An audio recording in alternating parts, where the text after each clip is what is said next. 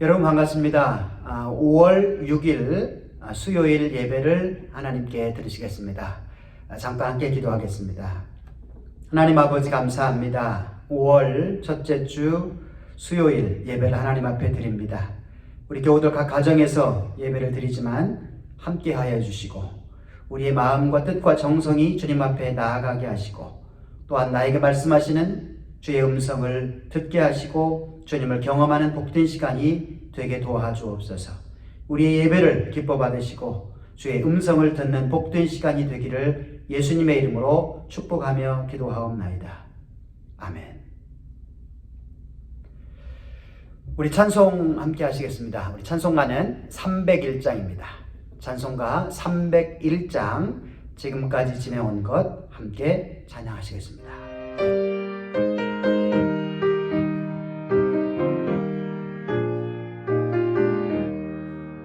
지금까지 지내온 것 주의 크신 은혜라 한이 없는 주의 사랑 어찌 이루 말하랴. 차갑게나 주의 손이 항상 살펴주시고 모든 형통하게 하시네.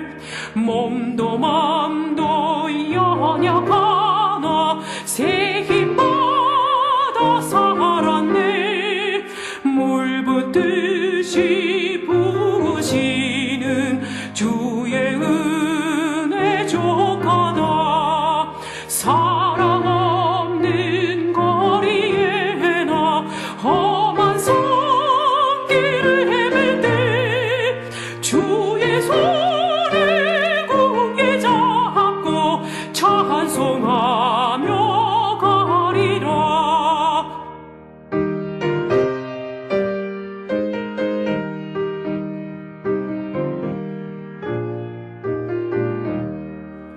주님 다시 배울 날이 날로 다가와 무거운 짐 주께 맡겨 벗을 날도 멀잖네.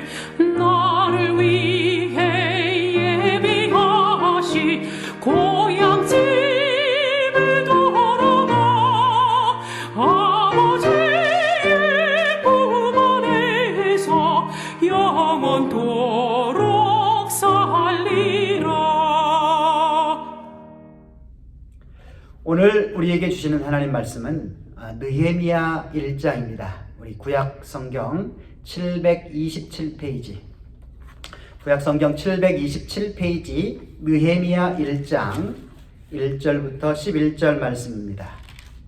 오늘부터는 느헤미야 말씀을 함께 묵상하기를 원합니다. 느헤미야 1장 구약 성경 727페이지입니다. 구약 성경 727페이지 느헤미야 1장 1절에서 11절 말씀 찾으셨으면 함께 읽도록 하겠습니다. 하가랴의 아들 느헤미야의 말이라. 아닥사스다 왕 제20년 기슬루월에 내가 수산궁에 있는데 내 형제들 가운데 하나인 하나니가 두어 사람과 함께 유다에서 내게 이르렀기로 내가 그 사로잡힘을 면하고 남아있는 유다와 예루살렘 사람들의 형편을 보른즉 그들이 내게 이르되 사로잡힘을 면하고 남아있는 자들이 그 지방 거기에서 큰 환난을 당하고 능욕을 받으며 예루살렘 성은 허물어지고 성문들은 불탔다 하는지라. 내가 이 말을 듣고 앉아서 울고 수일 동안 슬퍼하며 하늘의 하나님 앞에 금식하며 기도하여 이르되 하늘의 하나님 여호와 크고 두려우신 하나님이여 주를 사랑하고 주의 계명을 지키는 자에게 언약을 지키시며 국류를 베푸시는 주여 간구하나이다.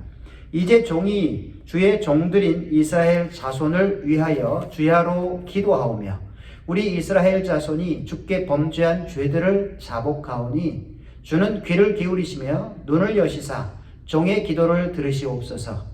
나와 내 아버지의 집이 범죄하여 주를 향하여 크게 악을 행하여 주께서 주의 종 모세에게 명령하신 계명과 율례와 규례를 지키지 아니하였나이다.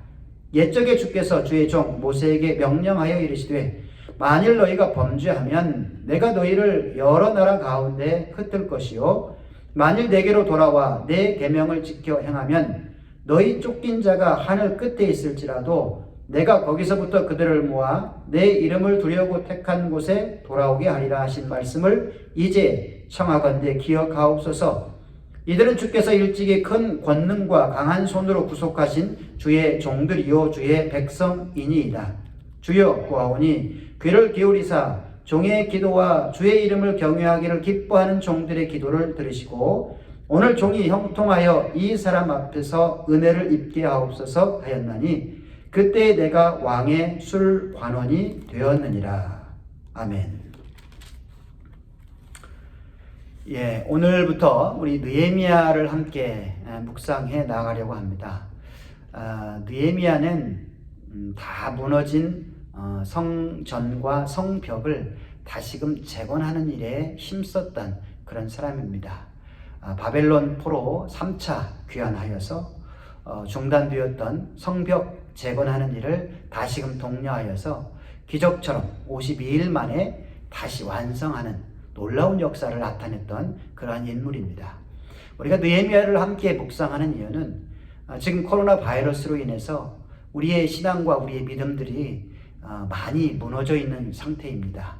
교회에 모이지 못하고 예배 함께 드려지지 못하는 이러한 상황 속에서 우리가 다시금 이 느헤미야를 묵상하면서 느헤미야처럼 우리의 약해져 있는, 무너져 있는 여러 믿음과 우리의 신앙들을 다시 한번 점검하고 다시 세우는 기회가 되기를 원하는 마음으로 느헤미야를 묵상합니다. 오늘은 이제 역사 이야기를 먼저 좀 할 필요가 있습니다. 다윗에 의해서 이스라엘이 통일된 이후에 그 솔로몬과 그 손자였던 르호보암 때에 이 이스라엘은 북과 남으로 완전히 나라가 나누게 됩니다. 그리고 북이스라엘은 아수르에 의해서 멸망을 당하고 남유다 역시 바벨론에 의해서 철저하게 멸망당한 뒤에 수많은 백성들이 이 바벨론의 포로로 끌려가게 됩니다. 이때가 기원전 586년입니다. BC 586년입니다. 그로부터 70년이 지난 후에 지금의 이제 이라크 지역을 중심으로 제국을 이루었던 이 바벨론이 멸망을 당하고 바벨론을 무너뜨렸던 지금의 이란 지역에서 형성된 이 페르시아가, 이 바사가 정권을 잡게 됩니다. 그리고 바사왕 고레스가 이제 왕위에 오른 뒤에 칙령을 하나 내리게 되는데 포로로 바벨론에 끌려왔던 이스라엘 백성들을 다시금 고국으로 돌아갈 수 있도록 그렇게 특별한 칙령을 내리게 됩니다.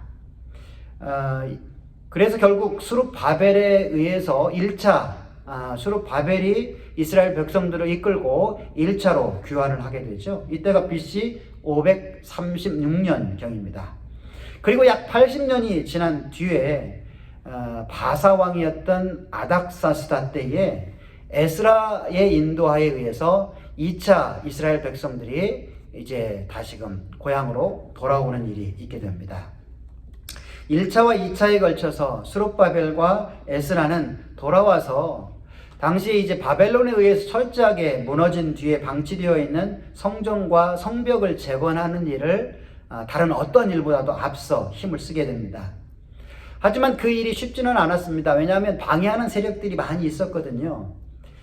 그렇게 중단된 이후에 약 14년이 지난 후에 기원전 BC 444년경에 역시 아닥사스다 왕의 허락을 받고 이 오늘 본문 이제 묵상하게 될 이 느헤미야의 인도로 세 번째 이스라엘 백성들이 그곳에서 예루살렘으로 돌아오게 됩니다.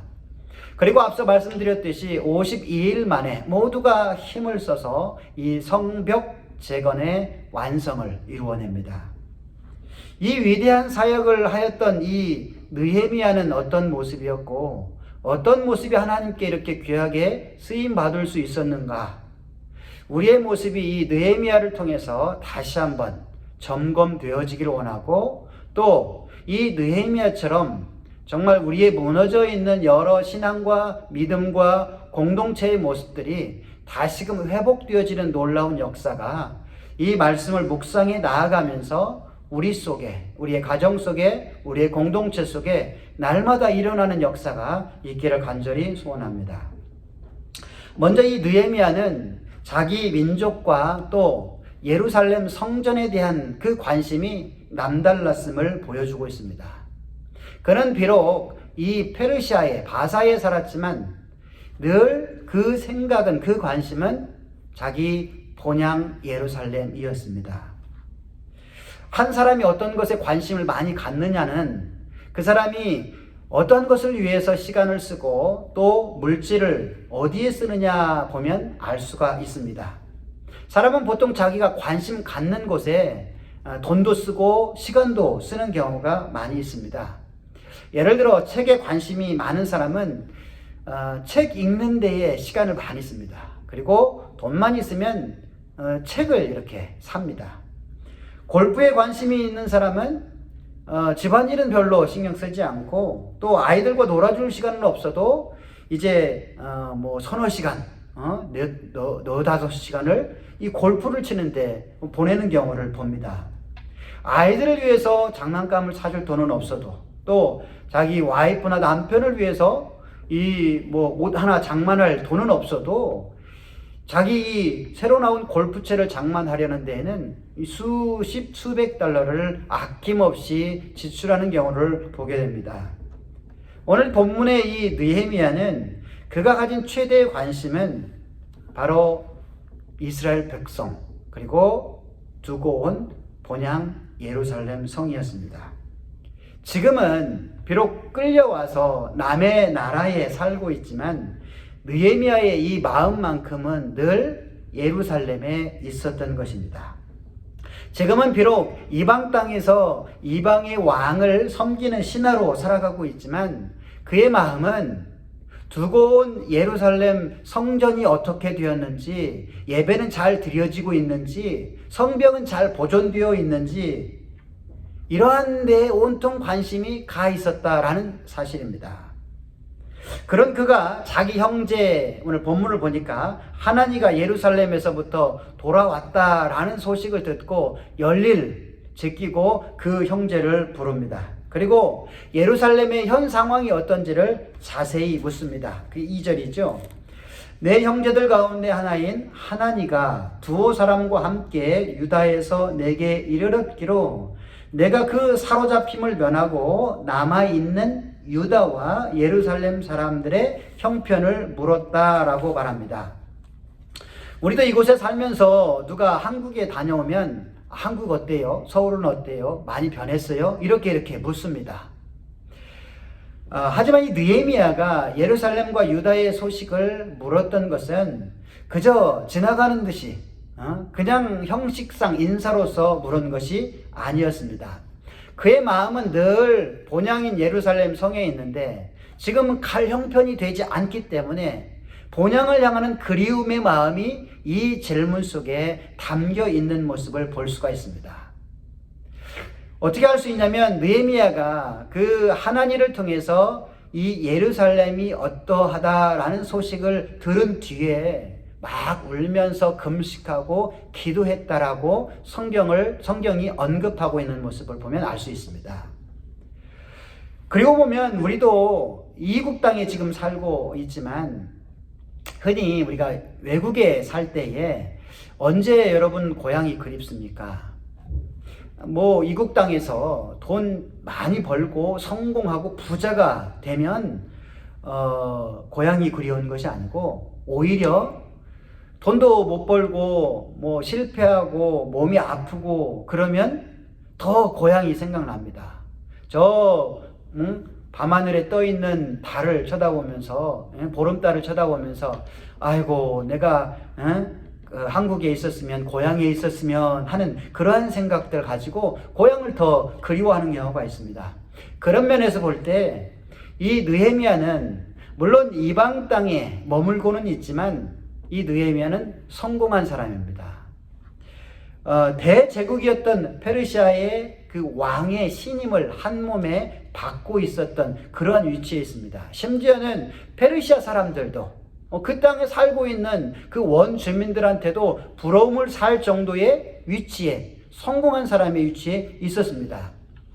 이 정도 성공한 사람, 성공한 위치에 있으면 사실 고향 생각 별로 나지 않을 것입니다. 실제로 앞서 말씀드렸듯이 1차, 2차에 걸쳐서 이제 예루살렘으로 돌아가도 된다라는 그 칙령을 받은 뒤에 예루살렘으로 돌아갔던 그런 사람들은 그리 많은 숫자가 아니었습니다. 1차 때에도 한 5만여 명 정도밖에 예루살렘으로 돌아가지 않은 걸 보면 이미 그 바벨론과 이 바사, 그곳에서 오랜 시간이 지나면서 그냥 정착이 되었고 성공하였고 그곳이 내 고향이다 라는 생각을 가지고 그곳에 만족한 그런 삶을 살았다라는 것을 알 수가 있습니다. 이런 면에서 본다면 이 느헤미야 역시 이 바사의 그 수산궁이죠. 겨울 동안에 왕이 머무는 그 왕궁에서 왕을 섬기면서 아주 높은 지위의 신하로 성공한 채 부족한 것이 전혀 없는 그런 상황 속에 살아갈 때 거기에 삶에 만족하며 그렇게 살 수 있었습니다. 하지만 느헤미야는 달랐습니다. 비록 몸은 그곳에서 편하게 살 수 있을지 모르지만 그의 마음은 늘 본향에 있었습니다. 그곳 살고 있었던 이방 땅에 그 마음과 미련이 있지 않았습니다. 현재 자신이 누리고 있는 여러 이 성공한 삶, 부요한 삶, 만족한 삶, 그것을 뒤로 한 채 나는 언제든지 내 본향 예루살렘에 가겠다. 근데 가지 못하는 그러한 상황 속에 안타까워하고 있는 하루하루를 보내고 있는 이 느헤미야의 모습을 볼 수가 있습니다. 자, 그렇다면 이 느헤미야가 이렇게 본향 예루살렘을 이 사모하고 그리워한 까닭은 무엇인가? 고향이니까? 태어난 곳이니까? 우리 민족이니까? 그러한 의미만 있었던 것은 아니었습니다. 그곳이 바로 하나님이 우리 조상 때부터 약속해 주신 하나님의 기업이 그 예루살렘에 있었기 때문이었습니다. 그러기에 이 페르시아에서 바사에서 온갖 부귀 영화를 누리는 것보다도 더 예루살렘을 그리워하였다는 것입니다. 우리는 어떻습니까? 우리는 마치 예루살렘 귀환을 포기한 이스라엘 자손들처럼 우리의 원래 본향 하나님 나라보다 이 세상을 사랑하며 이곳에 미련을 두며 살 때가 얼마나 많은지 모릅니다. 그래서 하나님 나라를 사모하고 그곳에 가는 것에 우리의 관심을 두기보다는 그저 어떻게 하면 이 세상에서 잘 먹고 잘 살 수 있을까? 어떻게 하면 이 세상에서 좀 더 오래 머물 수 있을까? 여기에 우리의 관심이 온통 집중되어 있을 때가 많다는 사실입니다. 그런 마음이 있으니 하나님을 섬기는 데에 온전히 드려야 할 주의를 범하는 그러한 경우도 많고 세상 일을 위해서 주님의 일을 등한시할 때도 얼마나 많은지 모릅니다. 이러한 우리에게 사도 요한이 이렇게 경고를 주고 있습니다. 이 세상이나 세상에 있는 것들을 너희는 사랑하지 말라. 누구든지 세상을 사랑하게 되면 하나님의 사랑이 그 속에 있지 않게 될 것이다. 야고보도 세상과 벗이 되고자 하는 자는 스스로 하나님과 원수가 된다라고 경고하고 있습니다. 이 세상은 아무리 좋아 보여도 정말 일시적이다라는 것을 우리가 잊지 말아야 할 것입니다. 이 세상이 우리에게 주는 여러 만족도 영원하지 못하다, 한계가 있다라는 것을 알아야 합니다. 페르시아 보십시오. 이 바벨론이라는 엄청난 제국을 멸망하고 영원할 것 같은 이 페르시아 제국도 채 200여 년밖에 유지되지 못하였습니다. 로마 제국이 이 역사 속에 엄청난 기간 동안 정말 대단한 평화와 대단한 권세를 유지하고 있었지만 그 역시 종말을 고하고 말았습니다. 오늘 많은 사람들이 이 미국 땅에 살아가는 것, 이게 정말 엄청난 은혜고 축복이다. 물론 맞습니다. 그래서 많은 사람들이 이 미국 땅의 시민권을 얻기 위해서 애를 쓰고 바라고 애쓰지만 미국의 영화도 영원하지는 않다라는 것을 우리가 잊지는 말아야 한다라는 것이죠. 사도 바울이 고린도후서 5장에서 이런 말씀을 남겼습니다. 만일 땅에 있는 우리의 장막이 무너지게 되면 우리는 다 그렇게 되죠. 하나님께서 지으신 집 곧 손으로 지은 것이 아니고 하늘에 있는 영원한 집이 우리에게 예비되어 있는 것을 너희는 결코 잊지 말라라고 말씀하고 있습니다. 옛날 불렀던 그 복음성가 중에 참 오랜 동안 기억이 남고 가사가 참 은혜로운 가사가 있는 복음성가가 있는데요. 그런 복음성가 있습니다. 이 세상은 나그네 길 나는 다만 나그네 나의 집은 저 하늘 저 너머 있고 천사들은 하늘에서 늘 날 오라고 부르니 나는요 이 땅에 머물 생각 없도다. 이 세상 나의 집은 아니요 우리 구주 머지않아 다시 오실 때에 천사들은 하늘에서 날 오라고 부르니 나는요 이 땅에 있을 마음 없어요. 이 우리의 소망은 이 땅에 있는 것이 아니고 저 천국에 있다. 즉 그렇다면 우리의 관심도 어디에 둬야 되느냐? 이 땅에 무엇에 두지 아니하고 우리가 사모할 저 천국에 소망을 두고 관심을 두고 살 필요가 있다라는 것이죠. 그 다음에 이 느헤미야는 이러한 마음으로 늘 이 본향을 사모하는 그 마음으로 오늘 본문을 보니까 눈물 흘리며 회개하고 또 그 조상 때부터 약속되어진 그 하나님의 약속을 붙들고 기도하고 있는 모습을 보여주고 있습니다. 오늘 본문에 보니까 동생 하나니를 통해서 전해진 예루살렘 그 소식은 기쁜 소식은 아니었습니다. 3절 말씀 보면 그들이 내게 이르되 사로잡힘을 면하고 남아있는 자들이 그 지방 거기에서 큰 환난을 당하고 능욕을 받으며 예루살렘 성은 허물어지고 성문들은 불탔다라는 소식을 들은 것입니다. 앞서 1차와 2차에 예루살렘에 귀환했던 수룹바벨과 에스라를 통해서 성전이 잘 지어지고 또 성벽이 잘 보수가 되었다. 그래서 안전하고 이제 안심해도 되는 그러한 단계가 아니었다라는 것입니다. 이 느헤미야에 앞서 에스라서가 성경에 있는데요. 에스라를 보면 당시에 방백 르훔과 서기관 심세가 이 아닥사스다 바사 왕 아닥사스다에게 상소를 올리면서까지 이 성전을 제대로 짓지 못하도록 성벽을 제대로 쌓지 못하도록 방해를 하였다는 거예요. 그래서 공사가 진행되다가 중단되고 성벽이 회파되고 성벽이 무너져 성문들이 다 불타서 방치되어 있는 그 소식을 이 느헤미야가 들었던 거예요. 그의 기대와는 전혀 다른 모습의 예루살렘 성벽이었던 것이죠. 우리 주변에도 얼마나 많은 이 성벽들이 무너진 채로 방치되어 있는지 모릅니다. 하나님이 우리에게 기대하시는 하나님의 도성이 곳곳에서 무너져 있음을 우리가 알아야 합니다. 신앙을 지키기 위해서 목숨을 걸었던 우리 조상들의 믿음의 사람들의 그 굳건한 믿음들이 다 무너져 내리고 있습니다. 언제나 누구나 찾아와도 주의 사랑으로 품어주었던 그 따스함들이 우리 속에 다 무너져 있습니다.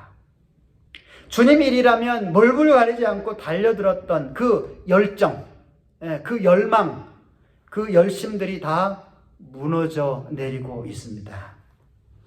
주님을 만난 그 감격을 가지고 눈물을 흘리면서 기도하고 찬양했던 그 첫사랑들이 다 무너져 내리고 있습니다. 하나님의 자녀요 예수님의 제자라는 그 자부심으로 당당하게 마귀를 상대했던 그 용기들도 우리에게 다 무너져 내리고 있습니다. 느헤미야도 다 무너져 버린 그 예루살렘 성벽, 성의 그 소식을 듣고 안타까워했습니다. 오늘 본문 4절을 보면 느헤미야가 어떻게 반응하고 있는지 언급하고 있는데요. 내가 이 말을 듣고 앉아서 울고 수일 동안 슬퍼하며 하나님 앞에 금식하며 기도하였다라고 말하고 있습니다. 느헤미야는 이 안타까운 소식을 들으면서 울었습니다. 이 마음, 그 사모하고 있는, 그 동경하는 그 예루살렘 성의 그 처참한 모습을, 그 소식을 들으면서 이 찢어지는 가슴을 부여잡고 절규하고 통곡하였습니다. 6절 말씀 보면 이제 주의 종들인 이스라엘 자손을 위하여 주야로 기도하며 우리 이스라엘 자손이 주께 범죄한 죄들을 자복하오니 주는 귀를 기울이시며 눈을 여시사 종의 기도를 들으시옵소서. 주의 종의 기도를 들으시옵소서. 나와 내 아버지의 집이 범죄하였나이다. 자기 민족의 잘못, 자기 백성들의 그 잘못을 자기의 잘못으로 인정하며 하나님 앞에 회개하고 있는 모습. 마치 시내산 아래에서 금송아지를 만들었을 때에 하나님이 진노하시사 그 백성들을 다 진멸하시겠다. 그때 이 소식을 듣고 이 모세가 하나님 앞에 엎드려서 하나님, 내 이름을 당신의 생명책에서 지우는 한이 있더라도 이 백성들의 죄를 용서해 주십시오.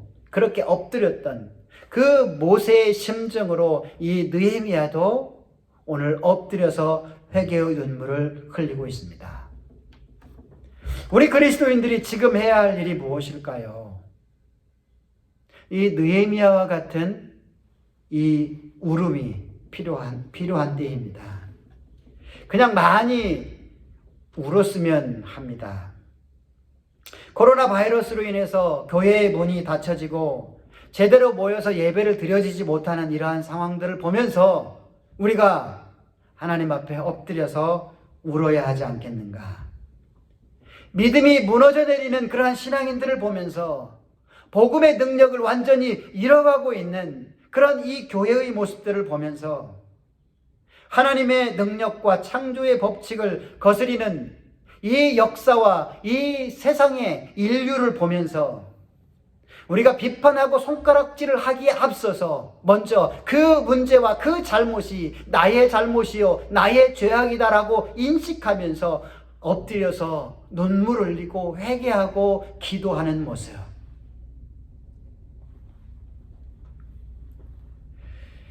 오늘 본문 8절과 9절 말씀을 보면요, 옛적에 주께서 주의 종 모세에게 명령하여 이르시되 만일 너희가 범죄하면 내가 너희를 여러 나라 가운데 흩을 것이요 만일 내게로 돌아와 내 계명을 지켜 행하면 너희 쫓긴 자가 하늘 끝에 있을지라도 내가 거기서부터 그들을 모아 내 이름을 두려고 택한 곳에 돌아오게 하리라 하신 말씀을 이제 청하건대 기억하옵소서.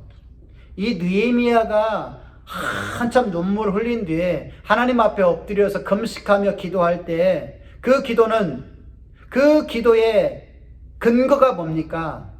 하나님이 하신 말씀입니다. 그 조상들에게 주신 약속의 말씀입니다. 하나님 말씀을 잘 지키는 자들에게는 은혜를 주시고 하나님 말씀을 지키지 않고 죄와 악에 행한 자들은 흩으신다 하는 그 말씀 기억해 주십시오. 비록 우리가 이전에는 우리의 욕심에 따라서 그렇게 살다가 이런 지금 포로의 상황 가운데 놓여졌지만 지금이라도 돌이켜서 하나님 앞에 눈물 흘리면서 통회하고 회개하면서 기도하니 이 기도를 기억하시고 하나님 역사해 주십시오. 도와주십시오. 라고 기도하고 있는 이 느헤미야의 기도. 우리도 마찬가지입니다. 기도하지 않으면 역사는 달라지지 않습니다. 아무 일도 일어나지 않습니다. 예루살렘 성벽을 재건하는 이 위대한 역사, 그것도 52일 만에 그 성벽을 완성하는 이 놀라운 기적과 같은 일이 일어날 수 있었던 그 근본적인 원인은 그 문제가 내 문제다 생각하고 엎드려 회개하면서 기도하였던 이 느헤미야의 기도가 있었기 때문에 가능하였다라는 사실입니다. 한 사람의 눈물 흘린 회개와 기도가 이런 놀라운 회복과 재건의 역사를 이루어낸다라는 사실을 우리도 기억해야 할 것입니다. 그럴 때 우리는 절망하지 않을 수 있습니다. 이러한 여러 어려운 상황 속에서 낙심하지 않을 수 있습니다. 왜요? 기도하면 되니까.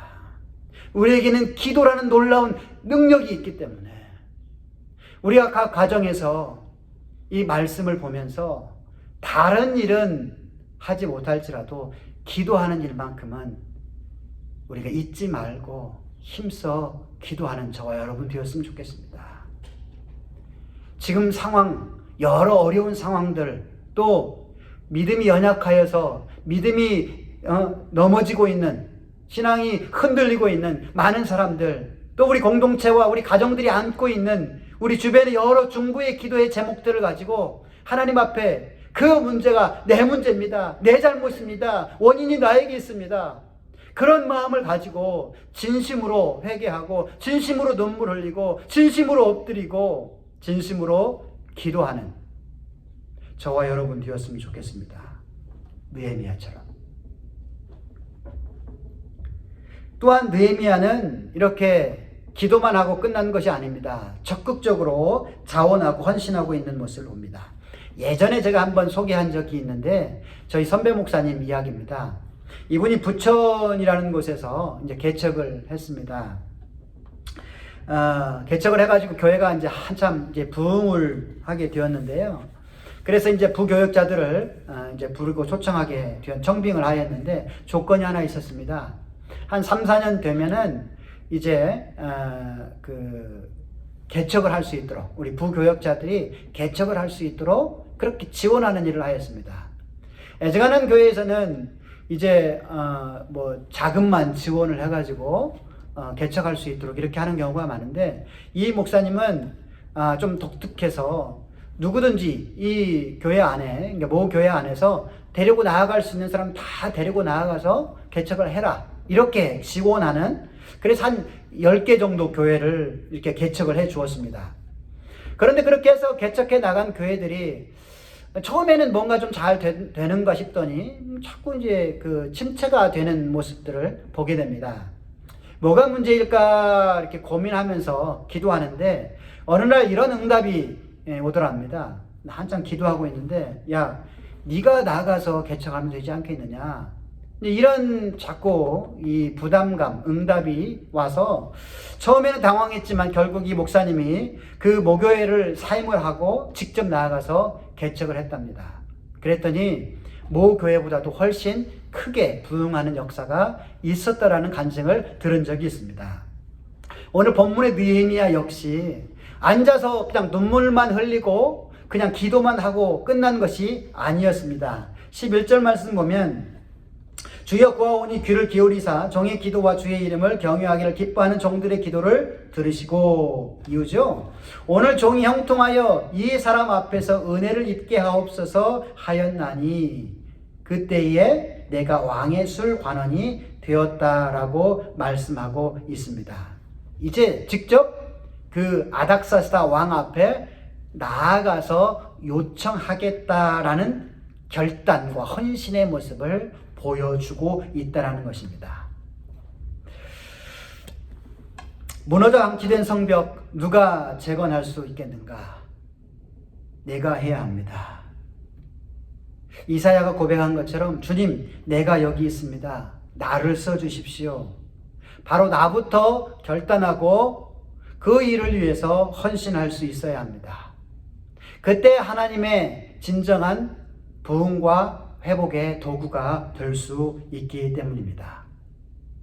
느헤미야는 그렇게 헌신하였습니다. 말씀의 결론을 맺습니다. 참 신앙인의 모습을 오늘 느헤미야가 우리에게 교훈해 주고 있습니다. 참 믿음 있는 사람은 이 세상 것에 애착과 미련을 두지 않을 수 있는 사람입니다. 왜냐하면 더 영원한 약속의 기업이 이 세상 것과는 비교할 수 없는 더 영원한 그 천국과 하나님 나라의 그 가치가 있음을 알기 때문입니다. 또 영적인 눈으로 보면 우리 도처에 무너진 이 성벽들이 얼마나 많이 있는지 우리가 생각해야 합니다. 그 무너진 여러 성벽들, 그것들을 그냥 방치만 하고 있어서는 아니 될 것입니다. 그 무너져 있는 것들, 무너지고 있는 것들을 안타까워하면서 오늘 느헤미야처럼 눈물 흘려 회개할 수 있어야 합니다. 회복의 약속을 붙들고 하나님 앞에 엎드려서 간절하게 기도할 수 있어야 합니다.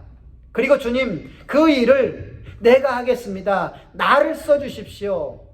내가 여기 있사오니 내가 하늘의 미랄이 되어서 그 일을 감당하겠습니다. 라고 헌신하고 행동해야 합니다. 그럴 때에 무너진 성벽들이 하나님의 능력으로 놀랍게 재건되어지는 그 하나님의 기적들을 볼 수 있을 것입니다. 저와 여러분이 이 코로나 바이러스라는 이 엄중한 사태를, 이 상황들을 겪으면서 이 상황 속에서 무너져 있는 우리의 신앙의 모습들, 우리의 믿음의 모습들, 우리의 가정의 모습들, 우리의 공동체의 모습들, 이 사회와 이 나라의 모습들을 나의 문제로 기억하면서 인식하면서 회개하고 눈물 흘려 기도하고 때론 금식하며 주님 앞에 엎드려 간구하는 그러한 모습들, 그리고 내가 하늘의 미랄이 되어 그렇게 주님의 도구로 사용되겠습니다. 이렇게 헌신함으로 우리를 통하여 하나님 나라가 다시금 이 땅 가운데 세워지는, 다시금 재건되어지는 놀라운 역사가 있기를 주의 이름으로 축원을 드립니다. 기도하겠습니다. 하나님 아버지, 감사합니다. 느헤미야는 먼 이방 땅에 포로로 잡혀갔음에도 불구하고 또 그곳에서 높은 지위에 올라가 안정된 삶을 살았음에도 불구하고 늘 그 마음은 본향 예루살렘에 있었음을 보여줍니다. 또한 성전과 성벽이 무너져 내린 것이 다른 사람의 문제가 아니라 자기 자신의 문제임을, 자신의 잘못임을 인정하며 눈물 흘려 회개하였습니다. 또한 그 조상 때부터 약속되어진 그 회복의 약속의 말씀을 붙들고 하나님 앞에 금식하며 기도하였습니다. 그리고 다른 사람을 보내기에 앞서 내가 그 일을 하겠습니다. 자신이 도구가 되겠다라고 헌신하였습니다. 이 느헤미야를 통하여서 하나님은 무너져 방치되어져 있던 그 성벽을 다시금 재건하는 놀라운 역사를 보게 해 주셨습니다. 하나님, 코로나 바이러스로 인하여 우리의 신앙과 우리의 믿음과 우리의 가정과 우리의 공동체와 이 사회가 무너져 내리고 있습니다. 무너졌습니다. 이 문제가 다른 누구의 문제가 아니요 우리의 문제임을 정말 인식하면서 하나님 앞에 회개하게 하시고 눈물 흘려 금식하며 기도할 수 있게 도와주시고, 또한 다시금 주님이 기뻐하시는 모습으로 재건되기를 위하여, 회복되기를 위하여 우리가 하늘의 미랄로 주 앞에 드려지게 하시고 헌신할 수 있는, 그래서 하나님이 기뻐하시는 하나님 나라의 아름다운 모습들이 다시금 회복되어지는 그 놀라운 역사에 쓰임받는 믿음의 사람들 되게 도와 주옵소서. 우리 교우들 각 가정에서 정말 답답한 하루하루를 보내고 있지만 그 가운데 주님과의 깊은 교제가 있게 하시고 더욱더 깊이 주님을 알게 하시며 엎드려 기도할 때마다 그 가운데 함께 하시는 주님을 경험할 수 있는 복된 하루하루의 삶, 우리의 신앙과 믿음이 도태되어지는 것이 아니라 다시금 아버지 부흥케 되어지고 소성케 되어지고 성장하고 성숙되어지는, 오히려 축복으로 역사되어지는 그러한 시간들을 보낼 수 있도록 주여 도와주옵소서. 주께서 함께 해주실 줄 믿고 예수님의 이름으로 축복하며 기도하옵나이다. 아멘. 5월 6일 수요 예배를 마치겠습니다. 간단히 광고하면요, 우리 각 가정에서 이렇게 답답한 하루하루를 보내시지만 이제 끝나는 날이 분명히 있을 겁니다. 우리가 이를 생각하면서 위해서 기도하시고요. 또 지난 주일날 말씀드렸듯이 우리 김인재 집사님 아들 김경선 우리 형제 코로나 바이러스 양성 이후에 치료 중인데요. 잘 회복될 수 있기를 위해서 하나님의 특별하신 치유로 회복될 수 있기를 위해서 함께 중보해 주셨으면 감사하겠습니다. 예, 앞으로 남은 시간도 건강하게 또 기쁨으로 믿음 안에서 하루하루를 보내실 수 있기를 간절히 바랍니다. 이상 마치겠습니다.